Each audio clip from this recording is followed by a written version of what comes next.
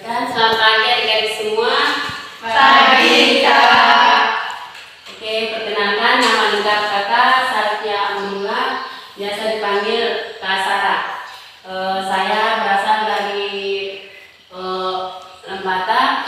Sekarang sedang menempuh perkuliahan di Universitas Nusa Cendana, sekarang semester 4. Oke, baik, di sini saya memberikan layanan bimbingan kelompok kepada adik-adik sekalian dengan topik meningkatkan motivasi belajar. Oke, baik, yang pertama kita ketahui yang pertama pengertian motivasi belajar. Dari pengertian motivasi belajar itu sendiri ada berapa pengertian menurut para ahli. Jadi yang pertama dari ahli Sujono Trimo. Menurut Sujono Trimo, motivasi adalah suatu kekuatan pergerakan dalam perilaku individu, baik menentukan arah maupun daya tahan atau tiap perilaku manusia yang di dalamnya terkandung pula unsur-unsur emosional instan yang bersangkutan.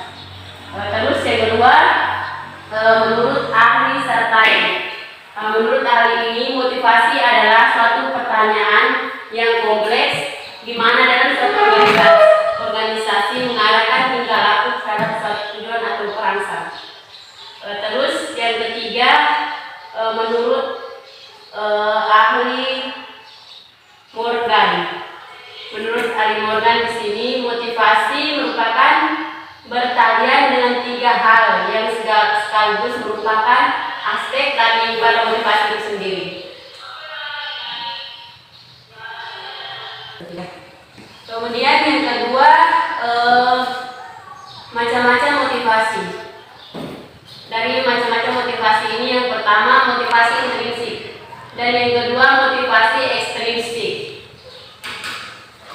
Yang pertama motivasi intrinsik, di mana menurut Sadirman motivasi intrinsik adalah motivasi yang menjadi aktif berfungsi, tidak perlu dirangsang dari luar, karena dalam diri setiap individu sudah ada dorongan untuk melakukan sesuatu. Terus yang kedua motivasi ekstrinsik, yang dimana menurut ahli Chalija Hasan, yaitu motivasi ekstrinsik adalah jenis motivasi ini timbul sebagai akibat pengaruh dari luar individu itu sendiri. Apakah karena adanya ajakan atau suruhan atau paksaan dari orang lain terhadap diri kita sendiri. Terus yang ketiga, menurut Sadirman menyebutkan motivasi ekstrinsik itu adalah motivasi yang aktif dan fungsinya karena adanya perangsang dari luar. Oke, yang berikut pada fungsi motivasi dalam belajar. Baik, fungsi motivasi belajar di sini mendorong timbulnya tingkah laku atau perbuatan. Tanpa motivasi tidak akan timbul suatu perbuatan, misalnya seperti belajar, seperti yang dilakukan kita sekarang. Terus yang kedua, motivasi berfungsi sebagai pengarah, yang dimana artinya mengarahkan perbuatan untuk mencapai tujuan yang diinginkan. Terus yang ketiga, motivasi berfungsi sebagai penggerak, artinya menggerakkan tingkah laku. Oke, baik, motivasi yang ketiga yaitu sebagai penggerak, artinya menggerakkan tingkah laku seseorang. Yang besar kecil motivasi akan menentukan cepat atau lambatnya suatu pekerjaan. Oke, yang berikut kita beralih ke pengertian belajar. Oke, yang pertama menurut para ahli, yang pertama Ernest Hilgarder, dalam pengertiannya belajar merupakan proses perbuatan yang dilakukan dengan sengaja yang kemudian menimbulkan perubahan yang keadaannya berbeda dari perubahan yang timbul dari orang lain. Terus pengertian yang kedua menurut Muhammad Surya.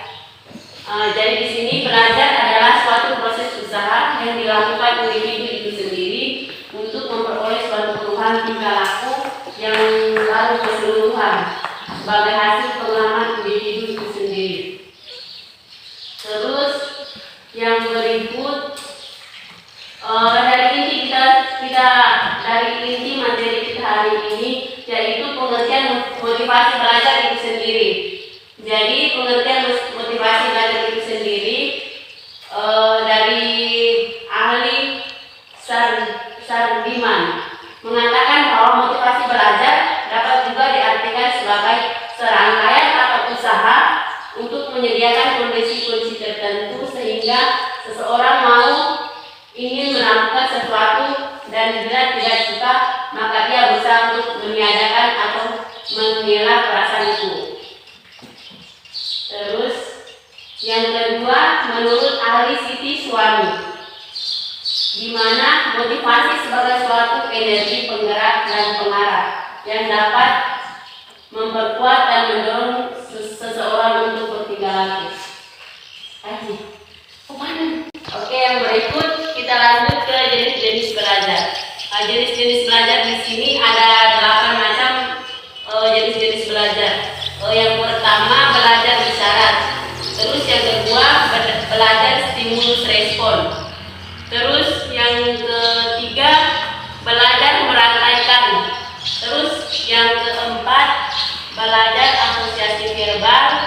Yang kelima, belajar membedakan. Terus yang keenam, belajar konsep. Yang ketujuh, belajar dalil. Terus yang terakhir, belajar memecahkan masalah. Oke, di sini kita akan merangkai satu persatu dari jenis-jenis belajar tersebut. Baik, jadi yang pertama belajar isyarat. Jadi belajar isyarat di sini menurut Gardner ternyata tidak semua reaksi spontan manusia terhadap stimulus sebenarnya menimbulkan respon. Tetapi di dalam konteks inilah signal reaksi terjadi, seperti contohnya yaitu seorang guru, seperti saya berdiri di sini kan seorang guru. Terus yang memberikan isyarat kepada murid-muridnya, terus kepada adik-adik sekalian, yang gaduh dengan bahasa tubuh tanpa diangkat kemudian diturunkan, seperti itu. Terus yang kedua, belajar stimulus respon. Belajar stimulus respon di sini, belajar tipe ini memberikan respon yang tepat terhadap stimulus yang diberikan, yakni reaksi dari guru terhadap siswa tersebut. Oke, baik. Yang ketiga, belajar merantai. Oke, di sini merupakan belajar dengan membuat gerak-gerik motorik sehingga akhirnya membentuk rangkaian gerakan dalam urutan tertentu. Contohnya pengajaran tari atau senam yang dari awal membutuhkan proses-proses dan tahap untuk mencapai tujuannya. Terus yang keempat, belajar asosiasi verbal. Di sini merupakan belajar menghubungkan suatu kata dengan suatu objek yang berupa benda. Terus seperti kita ambil contoh, membuat langkah kerja dari suatu praktek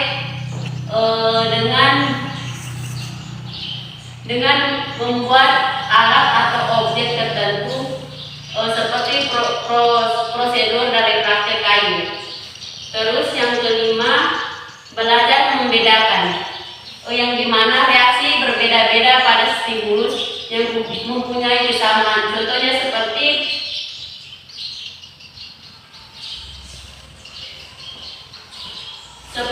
saya memberikan pertanyaan kepada adik-adik, kemudian adik menjawab pertanyaan dari saya tadi. Baik, terus yang keenam, belajar konsep, yang dimana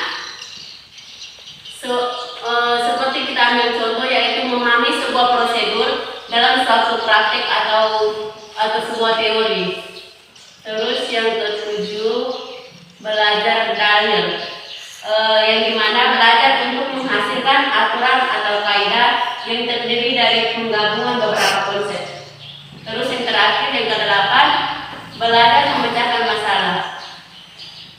Nah, jenis-jenis belajar yang terakhir ini dimana tipe belajar yang menggabungkan beberapa kaidah untuk memecahkan masalah sehingga terbentuk kaidah yang lebih tinggi. Contohnya yaitu seorang guru memberikan kasus atau permasalahan kepada siswa untuk memancing otak mereka sehingga mereka bisa menyelesaikan suatu pertanyaan yang sudah tanyakan oleh seorang guru kepada siswa tersebut. Baik, yang berikut selanjutnya dari cara memotivasi belajar siswa. Baik, di sini ada 7 cara untuk memotivasi belajar siswa. Adik-adik tahu ada dari cara apa untuk memotivasi belajar siswa tersebut? Ada yang tahu? Kalau ada yang tahu bisa dijawab.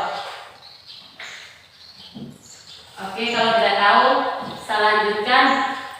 Dari cara memotivasi belajar siswa ada 7 cara. Baik, yang pertama dari cara memberikan angka. Terus yang kedua dari cara memberikan hadiah. Terus dari cara yang ketiga kompetisi. Terus yang keempat ego influence. Terus yang kelima memberikan ulangan.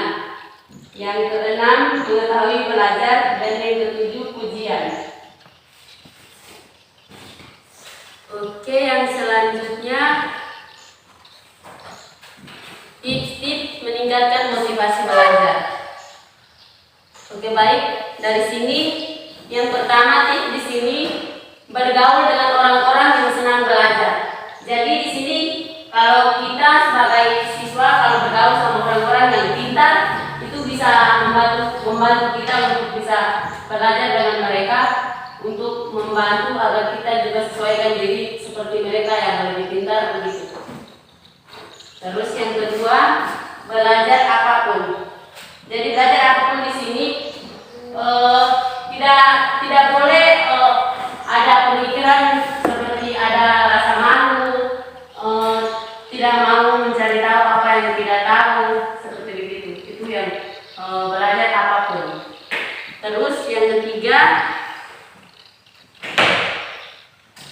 belajar dari internet. Belajar dari internet kita lihat seperti di masa yang sekarang, seperti adik-adik yang biasanya ke sekolah yang biasa bawa HP atau ulangan ujian begitu. Biasa kalau di sekolah, kalau guru-guru tidak melarang yang untuk ke sekolah bisa membawa HP, kan adik-adik bisa bawa HP ke sekolah, atau pada saat ulangan atau mengikuti ujian adik-adik biasanya download dari dari internet dan seperti begitu. Itu yang belajarnya dari internet. Terus yang berikut,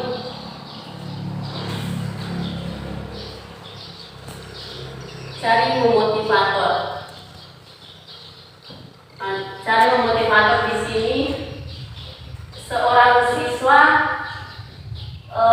mendapat motivator dari seorang guru tersebut atau dari teman-teman yang lebih mampu dari teman yang otaknya lemah, begitu seperti begitu.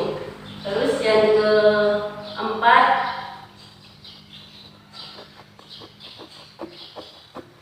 bergaul dengan orang-orang yang optimis dan selalu berpikir positif. Oke, jadi baik di sini berpikir optimis atau tidak berpikir positif. Jadi di sini siswa tidak diperbolehkan untuk selalu memikirkan hal-hal positif, yang dimana siswa harus berpikir positif, tidak hal-hal yang negatif. Seperti yang sekarang kan adik-adik masih SMP ya, jadi tidak boleh mementingkan hal-hal negatif seperti melakukan hubungan seksual, itu tidak diperbolehkan. Terus larangan-larangan yang lain seperti mengkonsumsi narkoba, seperti begitu adik-adik. Oke, sekian dari saya materi saya hari ini. Sekian, terima kasih atas kesempatan dan waktu yang diluangkan untuk adik-adik. Ulang. Oke, baik. Terima kasih adik-adik. Sekian dari topik saya hari ini. Jika ada pertanyaan dari adik-adik sekalian, saya persilakan. Ada yang mau bertanya? Tidak ada. Oke, baik. Kalau jika tidak ada yang mau bertanya, apakah dari topik yang dijelaskan dan panjang lebar dari A sampai Z tadi, apakah adik-adik bisa menyimpulkan dari semua yang sudah saya jelaskan tadi? Kalau ada, dipersilakan. Oke, dipersilakan. Pengertian motivasi belajar. Motivasi belajar dapat diartikan sebagai serangkaian usaha untuk menyediakan kondisi-kondisi tertentu, sehingga seseorang mau dan ingin melakukan sesuatu, dan bila ia tidak suka, maka akan berusaha untuk menundukkan atau mengelak perasaan tidak suka itu, dan seperti penggerak dan pengarah yang dapat memperkuat dan mendorong seseorang untuk bertingkah laku. Oke, baik, terima kasih adik-adik sekalian.